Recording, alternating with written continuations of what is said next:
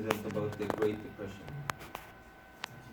So to begin, my thesis was there are several factors that lead up to the Great Depression that affected most countries in a bad way, not only America. And these two are pictures of the Great Depression at the time.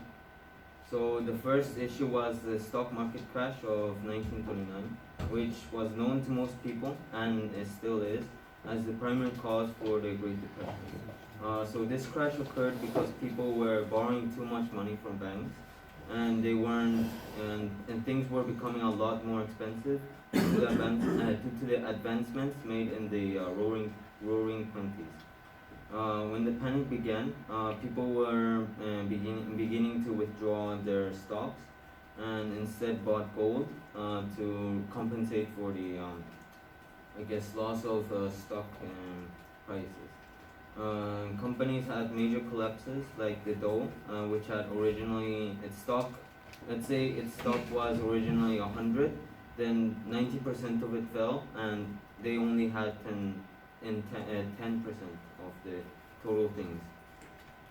The wages of people went down by 42%, and unemployment rates went up to 25%, and also the overall world trade fell down by 65%, which caused major problems to not only America but, like I said, to every other country related to America. The second thing that caused the Great Depression was the Smoot-Hawley Tariff Act, which was another factor that was important in worsening the situation. This act was supposed to help the American farmers from foreign competition, and this basically increased tariff on American products and made it a lot more expensive for other countries to buy American products. But this obviously backfired immediately, and it caused other countries to increase their own tariffs and making trading between countries near impossible due to their high costs. And over 1,000 economists in America made a petition for the president to veto this act before it was actually implemented in 1930. But in the end, it was passed. Economists came to a conclusion when they were making the petition. They had made 5 important points, which I honestly agree with. So the first one was that the economists think that the cost of living would increase by a lot. Second, the farmers would not get any help, even though it's supposed to help them, since first their tools cost more than they can afford.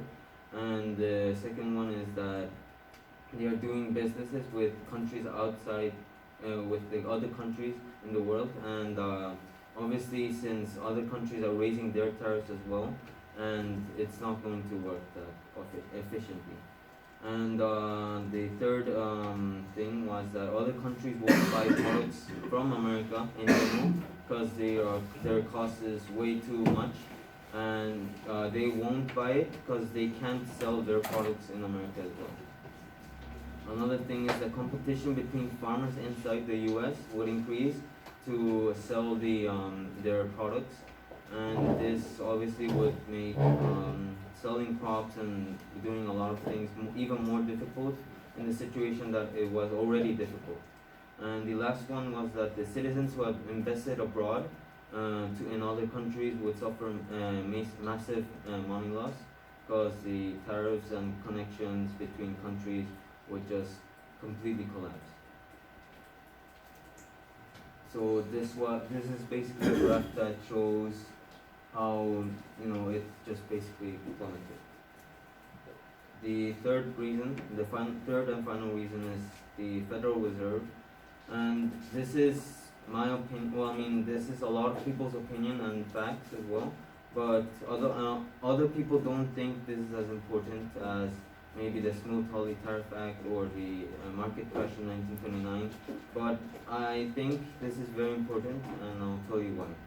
So this basically prolonged the duration of this Great Depression, and it could have ended maybe in America if the Feds did their job more efficiently and more rapidly.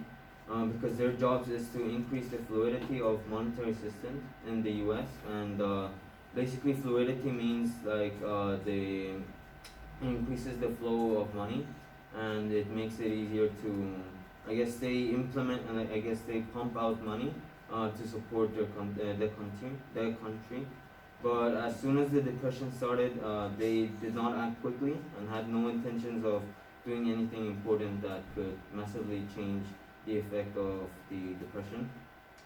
And also, they did not support banks in pumping out money, which resulted in smaller banks actually collapsing and worsening the situation in certain areas of the country. Some people disagree with this topic, but in my opinion, if the Feds acted pretty quickly and efficiently, the depression would have been a little bit more shorter and a little bit less worse than it was currently. Not currently, but what it was in America. Thank you.